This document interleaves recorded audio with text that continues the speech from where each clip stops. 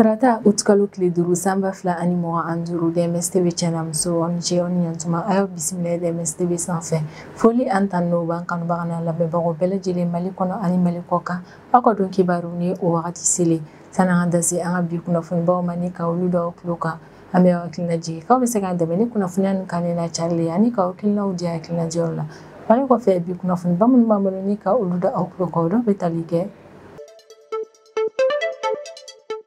an ka Mali état-major général des armées ale bɛ communiqué kɛ kari tɛmɛnen utkalo tile 3 sanba 2025 ko don ko fɔlen sufɛla nɛgɛ kanɲɛ 3 wagati min ye Bamaci walimaw ye olu taara attaque kɛ ni ka ɲɛsin an ka Mali finitigi-lakaw ka poste de contrôle ma min bɛ Wabaliya mara kɔnɔna na an ka Mali finitigiw ka cɛsiri n'u ka baara kɛ ko ɲuman kɛra sababu ye n'u sera ka Bamaci walima caman bɔnɛ u ni na u ka ni attaque in senfɛ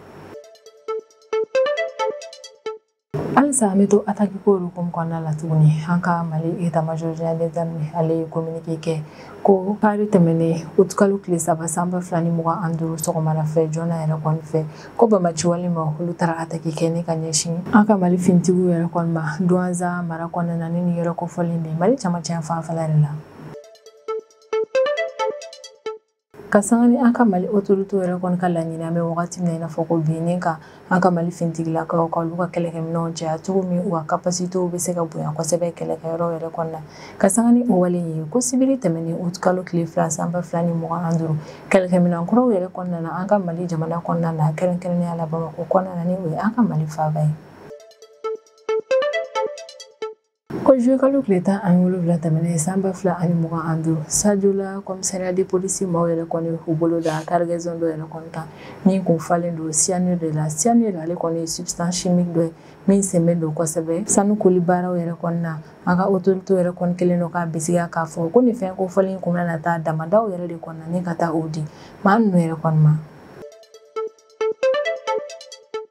Juma tɛmɛnen utkalo tile fɔlɔ sanba 2025 wagati min fɛrɛ bɛ ka kɛ ni ka mana de dépôt yɛrɛ kɔni da Musa Mara kan ko wagati yɛrɛ kɔni y'a sɔrɔ an ka Mali premier ministre kɔrɔ ni o ye Choguel Kokala Maïga k'ale fɛnɛ kun bɛ ka lamɛn an ka Bamako pôle national économique et financier maaw yɛrɛ kɔni fɛ ɲininkali nin yɛrɛ kɔni kun bɛ ka boli jumɛn yɛrɛ kɔni kan o de ye ka Choguel Kokala Maïga yɛrɛ kɔni to fanga la premier ministère la a ye baara minnu yɛrɛ kɔni kɛ primature la o wari gestion baaraw ko ɲininkali ninnu kun bɛ ka boli o yɛrɛ de kɔni kan pôle économique et financier la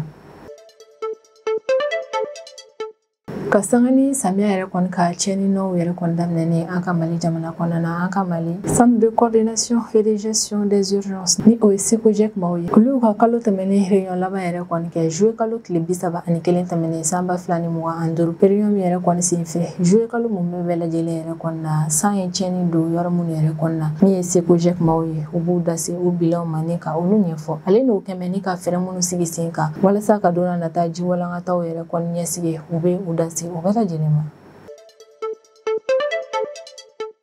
min ye kalata ye Côte d'Ivoire jamana kɔnɔna na o bɛ ka surunya kosɛbɛ yɛrɛ kɔni ka sanga ni o wagati ye min ye Laurent Gbagbo ye ni ale kun ye candidat ye Côte d'Ivoire kalata yɛrɛ kɔnɔna ale ka parti maaw yɛrɛ kɔni bɔra ni ka conférence de presse kɛ don tɛmɛnenw na conférence de presse min yɛrɛ kɔnɔna na u bɛ dénonceli kɛ o y'a yira k'a fɔ k'olu ka parti maaba 6 yɛrɛ kɔni minɛ la an bɛ wagati min na i n'a fɔ ko bi ne ka taa n'u ye yɔrɔ la olu yɛrɛ kɔni tɛ yɔrɔ min dɔn o minɛli ko ninnu yɛrɛ kɔni na u bɛ Alassane Dramane Ouattara ka parti maaw yɛrɛ de kɔni accusé kosɛbɛ ko o maaw yɛrɛ de kɔni bɛ ka ni fɛɛrɛ nin bɛɛ lajɛlen latigɛ walasa ka se ka olu lasiran yɛrɛ kɔni yanni kalata wagatiw cɛ ni kunnafoniba nin de bɛ an bolo kɔrɔ bi an bɛna minnu walawala aw ye video kibaru kɔnɔna na ko Bamaci wale jɛkulu maa dɔw ni kɛlɛkɛminɛn girimanbaw yɛrɛ kɔni kun bɛ u bolo k'olu kun y'a lajɛ k'u bɛna binkani wale kɛ ni ka ɲɛsin an ka Mali finitigiw ka dagasigiyɔrɔ yɛrɛ kɔni ma min bɛ Gao kɛrɛfɛla la kari tɛmɛnen de utkalo tile 3 sanba 2025 ko nka Bamaci walima ninnu ka laɲiniw yɛrɛ kɔni ma se ka sabati u ka ni attaque in senfɛ ko kari tɛmɛnen utkalo tile 3 sanba 2025 sufɛla nɛgɛ kanɲɛ 3 wagati min ye Bamaci walimaw ye olu nana bali ni ka attaque kɛ ka ɲɛsin an ka Mali finitigiw ka Wabaliya poste yɛrɛ kɔni ma ni yɛrɛ kofɔlen bɛ Gao kɛrɛfɛla yɛrɛ la ko kabini Bamaci walima ninnu yɛrɛ kɔni balila ni ka na ni attaque in kɛ an ka Mali finitigiw k'olu ma ko bila da kelen da la bilen yɛrɛ kɔni olu wulila ni ka u cɛsiri u y'u teliya kosɛbɛ ni ka Bamaci walima ninnu kɛlɛ k'o kɛra sababu ye n'u sera ka Bamaci walima ninnu majanya kosɛbɛ ni ka bɔ poste in yɛrɛ kɔni na wali min kɛra sababu ye ni Bamaci walima ninnu ka laɲini kun ye min ye n'o kun ye ka tiɲɛni yɛrɛ de kɔni don an ka Mali finitigilakaw kunna k'u ka o laɲini ma se ka sabati. Coopération in sen fɛ banbati wale maa caman bɔnɛna u ni na an ka Mali finitigilakaw fɛ. K'o fɛnɛ tɛmɛlen kɔfɛ kɛlɛ yɛrɛ kɔnɔna na banbati wale maa minnu bɔnɛna u ni na an ka Mali finitigiw sera ka o banbati wale maa ninnu ka kɛlɛkɛminɛnw minɛ u la. Dɔw fɛnɛ bolila ni ka minnu to olu fɛnɛ sera ka taa an ka Mali finitigilakaw fɛ. Kɛlɛkɛminɛn dɔw yɛrɛ kɔni fɛnɛ bɛ yen nɔ an ka Mali finitigilakaw olu ye tiɲɛni don o la o ni banbati wale maa ninnu ka kari ɲɔgɔnna in sen fɛ. Ni wale yɛrɛ kɔni y'a yira k'a fɔ k'ali n'a sɔrɔ banbati wale maa ninnu ye fɛɛrɛ bɛɛ lajɛlen latigɛ ni ka bali ka attaquew kɛ ka ɲɛsin an ka Mali finitigiw ma. A yira k'a fɔ k'an ka Mali finitigiw olu pɛrɛnnen don sanga ani wagati ni ka u jaabi yɛrɛ kɔni ko u b'u jaabi ni cɛsiri ale ni teliya yɛrɛ kɔni wale min bɛ kɛ sababu ye ni maa ninnu ka wale jugu caman tɛ se ka lasabati. K'an kɔni bɛ wagati min na i n'a fɔ ko bi wabali hali bɛ to an ka Mali finitigilakaw ka jateminɛbaw yɛrɛ kɔni kɔnɔna na walasa ni banbati wale maa ninnu don n'a nataw la u seginna ka na ko kura ye ka se ka fɛɛrɛ latigɛ ni ka u bɛɛ bɔnɛ u ni na. Ni kɔni ye ratissage ye k'o daminɛnen bɛ an ka Mali finitigiw fɛ yɔrɔ in yɛrɛ kɔnɔna walasa kɛlɛ in kɔnɔna na banbati wale maa minnu sera ka boli ka bɔ a la ni ka olu maa minnu yɛrɛ kɔni minɛ. Halisa an bɛ to banbati wale maaw ka attaque ko hukumu kɔnɔna la yɛrɛ kɔni min ye Douentza mara yɛrɛ kɔni ko kari tɛmɛnen o kalo tile 3 sanba 2025 sɔgɔmada fɛ joona yɛrɛ kɔni fɛ ko Douentza sigibaa maaw yɛrɛ kɔni wulila ni marifa ci mankan de ye u ka localitéw kɔnɔna na ko sɔgɔmadafɛla nɛgɛ kanɲɛ 4 wagati ka sanga ni miniti 55 wagati ye banbati wale maaw olu kun nana lajɛ k'u bɛ attaque kɛ ni ka ɲɛsin an ka Mali finitigilakaw ka daga sigiyɔrɔ ma min bɛ Douentza mara kɔnɔna na source locales ka kɔrɔfɔla k'an ka Mali finitigilakaw ni banbati wale maa ninnu yɛrɛ kɔni mɛnna kosɛbɛ marifa ci la ɲɔgɔn na ko nka kɛlɛ in kɔnɔna na sebaya kun bɛ an ka Mali finitigiw bolo ka d'a kan u y'u cɛsiri banbati wale maa ninnu kama ni ka fɛɛrɛ latigɛ ka maa ninnu bɔnɛ u ni na k'an ka Mali finitigiw ka o cɛsiri yɛrɛ kɔni sera ka nɔbɔ ka d'a kan u sera ka banbati wale maa caman bɔnɛ u ni na attaque in sen fɛ soso kelen nin yɛrɛ kɔni y'a yira k'a fɔ k'u ye an ka Mali finitigilakaw ka avion de chasse dɔ yɛrɛ kɔni ye sanfɛla la n'o fɛnɛ kun bɛ ka an ka Mali finitigilakaw minnu kun bɛ duguma u sera ka olu dɛmɛ kosɛbɛ kɛlɛ in kɔnɔna na k'an kɔni bɛ wagati min na i n'a fɔ ko bi Douentza mara in yɛrɛ kɔni kɔnɔna na yɔrɔ in bɛ an ka Mali finitigilakaw de ka mara kɔnɔna na état-major yɛrɛ kɔni ka kɔrɔfɔ la ko attaque in sen fɛ k'an ka Mali finitigilakaw sera ka banbati wale maa caman bɔnɛ u ni na k'u sera ka kɛlɛkɛminɛn caman fɛnɛ minɛ maa ninnu na k'an kɔni bɛ wagati min na i n'a fɔ ko bi Douentza mara ale kɔni bɛ an ka Mali finitigilakaw ka bolo kan ko wa halisa u bɛ continuer ratissage yɛrɛ kɔni fɛ walasa kɛlɛ in yɛrɛ kɔni kɔnɔna na banbati wale maa minnu sera ka boli ni ka taa yɔrɔ wɛrɛw la ka fɛɛrɛ latigɛ ni ka olu maa ninnu nɔna minɛ cogo min Douentza zone yɛrɛ kɔni kɔnɔna na o yɔrɔ sigibaa mɔgɔw ka lakana bɛ se ka sabati. Ko sibiri tɛmɛnen o kalo tile 2 sanba 2025 an ka Mali finitigilakaw olu kɔni taara u ka kɛlɛkɛminɛn kuraw yɛrɛ kɔni kunbɛn an ka Bamako kɔnɔna na ni o ye Mali faaba ye ni kɛlɛkɛminɛn kura ninnu yɛrɛ kɔni nalen ni ka di an ka Mali finitigilakaw yɛrɛ kɔni ma o bɛ tali kɛ an ka Mali autoritéw ka laɲini na ni ka an ka Mali ka lafasali bolofara maaw yɛrɛ kɔni ka kɛlɛkɛminɛnw renforcer kosɛbɛ wa o laɲiniba in yɛrɛ kɔni na ni o de ye ka kɛlɛkɛminɛn ɲumanbaw di an ka Mali finitigilakaw yɛrɛ kɔni ma a bɛ san caman yɛrɛ kɔni bɔ an ka autorité ma olu cɛsirilen don o baara ninnu na sanga ani wagati kun kɛrɛnkɛrɛnnen dɔw yɛrɛ kɔni kɔsɔn kɛlɛkɛminɛn suguya minnu nana ale ni kɛlɛkɛminɛn hakɛya min yɛrɛ kɔnɔna na an ka autorité ma u tɛ u da se olu ma ni ka olu walawala bɛɛ ye nka kɛlɛkɛminɛn ninnu yɛrɛ kɔni na kuma maa minnu kun bɛ yɔrɔ in na walasa ka se ka jateminɛ yɛrɛ kɔni kɛ olu y'a yira k'a fɔ k'u ye mobili blindé camanw ye k'u ye jateminɛli kɛ minɛnw ye ale ni logistique minɛn caman yɛrɛ kɔni k'u ye o kɔni ye an ka finitigilakaw ka kɛlɛkɛminɛn kura ninnu cɛla ni kɛlɛkɛminɛn kura min yɛrɛ kɔni nana di an ka Mali finitigilakaw yɛrɛ kɔni ma o b'a yira k'a fɔ ko an ka Mali autorité olu bɛ fɛ ka fɛɛrɛ bɛɛ lajɛlen yɛrɛ kɔni latigɛ ni ka kɛlɛkɛminɛn ɲumanw kɛlɛkɛminɛn kuraw ka se ka olu di an ka Mali finitigilakaw ma walasa u ka se ka u yɛrɛ kɔni lafasa kosɛbɛ banbati wale maa ninnu ka attaque ninnu continue la wa b'a yira k'a fɔ fɛnɛ k'an ka Mali autorité ko menace min yɛrɛ kɔni bɛ Mali fantan a 4 bɛɛ lajɛlen kunkɔrɔ ko autorité bɛ fɛ ka fɛɛrɛ latigɛ ni k'an débarrasser ka bɔ o menace in na cogo min Mali jamana kɔnɔdenw ka lakana ka se ka sabati Mali finitigilakaw fɛ an kɔni bɛ wagati min na i n'a fɔ ko bi bɛɛ lajɛlen sigin bɛ ni ka an ka DIRPA maaw yɛrɛ de kɔni ka communiqué kɔnɔ maaw jigi dalen don a kan k'a fɔ ko don n'a nataw la olu kɔni bɛ sɔn ka communiqué kɛ ko ɲɛ yɛrɛ kɔni ka communiqué min kɔnɔna na u bɛ sɔn ka walawalali kɛ an ye kɛlɛkɛminɛn kura ninnu yɛrɛ kɔni kɛcogoyaw a n'a hakɛyaw la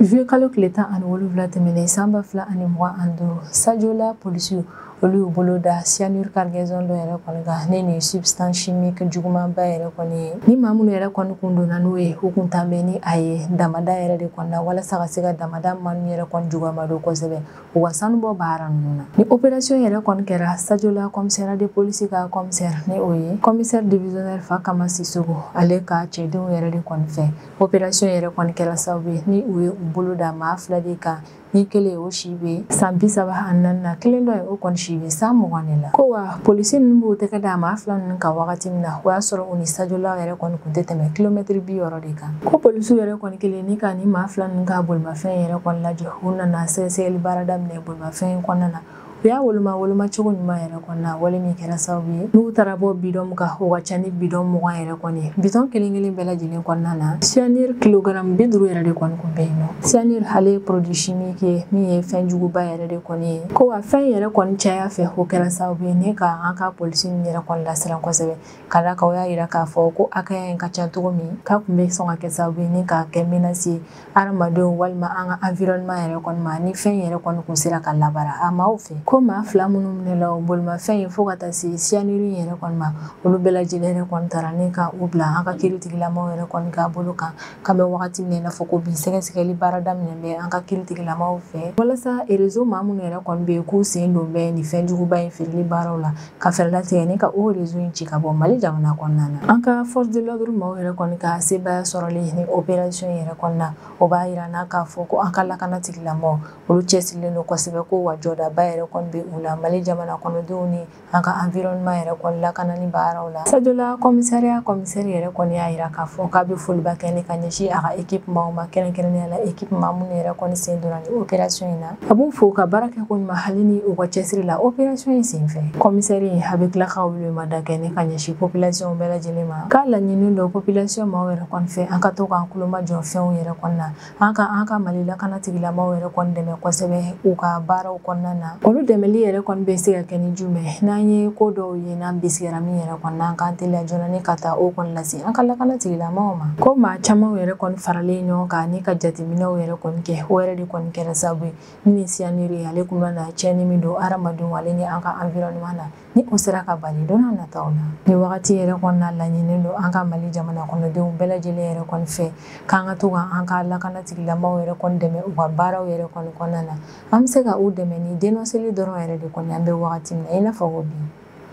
an ka Mali premier ministre kɔrɔ ni o ye Choguel Kokala Mayiga ye ko juma tɛmɛnen o kalo tile fɔlɔ san 2025 ale kun bɛ an ka Mali pôle national économique et financier maaw yɛrɛ kɔni kan yɔrɔ la yɔrɔ min na o maaw kun bɛ ka ɲininkaliw tɛ kun a la yɛrɛ kɔni ko an ka Mali pôle national économique et financier maaw yɛrɛ kɔni ni Choguel Kokala Mayiga ka ɲininkali ni jaabi yɛrɛ kɔni taara fo heure 9 bɔɲɔgɔnko yɛrɛ de kɔni na wa a bɛ kɛ wagati dɔ la o y'a sɔrɔ an ka Mali autorité olu bɛ ka fɛɛrɛ bɛɛ lajɛlen yɛrɛ kɔni latigɛ walasa ka yuruguyurugu ka o kɛlɛni ka bɔ an ka Mali jamana kɔnɔna na o wagati pôle national économique et financier maaw bɛ ka ɲininkali tɛ kun Choguel Kokala Mayiga yɛrɛ kɔnɔna o wagati kelen o y'a sɔrɔ an ka premier ministre kɔrɔ dɔ ni o ye Musa Mara ye fɛɛrɛ kun bɛ ka latigɛ ni ka o ka mandat de dépôt yɛrɛ kɔni bɔ ko Choguel kelen ma taa a ka ɲininkali kɛyɔrɔ yɛrɛ kɔnɔna a ka avocat kun bɛ a nɔfɛ ni o ye maître Konare yɛrɛ kɔni ko a selen pôle national économique et financier maaw yɛrɛ kɔni ka yɔrɔ la k'u kun bɛ ka ɲininkali minnu tɛ kɔ a la o ɲininkaliw yɛrɛ kɔni bɛ tali kɛ dossier kɛrɛnkɛrɛnnen dɔw yɛrɛ kɔni na ni o dossier ninnu yɛrɛ kɔni fɛnɛ bɛ tali kɛ foroba nafolo geleli baaraw yɛrɛ kɔni na furancɛ fanga wagati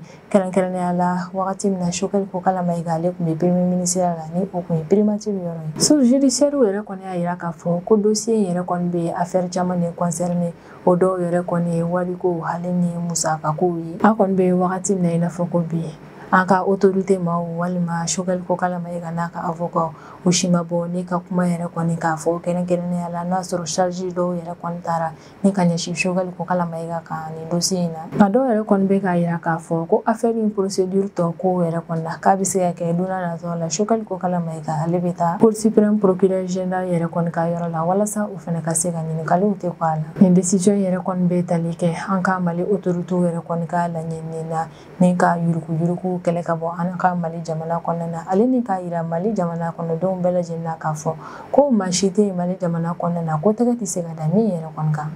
Nina samiya na Mali kɔni sigin bɛ n'a ye k'a fɔ ko samiya in yɛrɛ kɔni ale bɛ sɔn ka na ni jiba yɛrɛ de kɔni an ka Mali jamana kɔnɔna na. O ko hokumu yɛrɛ de kɔni kɔnɔna na an ka autorité maaw olu bɛ ka fɛɛrɛ yɛrɛ kɔni latigɛ walasa ni ji walankata yɛrɛ kɔni cɛnni nɔ nana an ka Mali jamana kɔnɔna na ka fɛɛrɛ latigɛ ni ka dɛmɛ don o maaw ye walima yanni ji walankata in yɛrɛ kɔni kana an ka Mali jamana kɔnɔna na ka fɛɛrɛ latigɛ ni ka ale ɲɛsigi. O ko hokumu yɛrɛ de kɔni kɔnɔna na an ka centre de coordination et de gestion d'urgence ni o ye SECOGEC maaw ye olu ka ɲɔgɔn ye kɛ juillet kalo tile 31 tɛmɛnen san 2025 ɲɔgɔn ye min yɛrɛ kɔni sen fɛ juillet kalo kɔnɔna na ji walankata ye cɛnni don maa minnu kunna SECOGEC maaw b'u da se o bilan in yɛrɛ kɔni ma o bilan min yɛrɛ kɔni jarila o de kɛra sababu ye ka maa caman yɛrɛ kɔni lasira an bɛ wagati min na i n'a fɔ ko bi SECOGEC maaw yɛrɛ kɔni ka kɔrɔfɔ la ko kabini juillet kalo yɛrɛ kɔni daminɛna fo ka taa se juillet kalo tile 31 yɛrɛ kɔni ma ko ji walankata kɛra sababu ye ka maa 12 de bɔnɛ ani na ko ji walankata ye cɛnni don maa minnu kunna o ka ca ni maa 5,300 ye wale yɛrɛ kɔni kɛra sababu ye ni Mali jamana kɔnɔdenw bɛɛ lajɛlen y'a faamu k'a fɔ ko in tɔ tɛ kulonkɛ ye bilen SECOGEC maaw yɛrɛ kɔni ka kɔrɔfɔ la ko Mali fantan 4 bɛɛ lajɛlen yɛrɛ kɔni na fo k'a bɔ Tawudeni dɔrɔn yɛrɛ kɔni na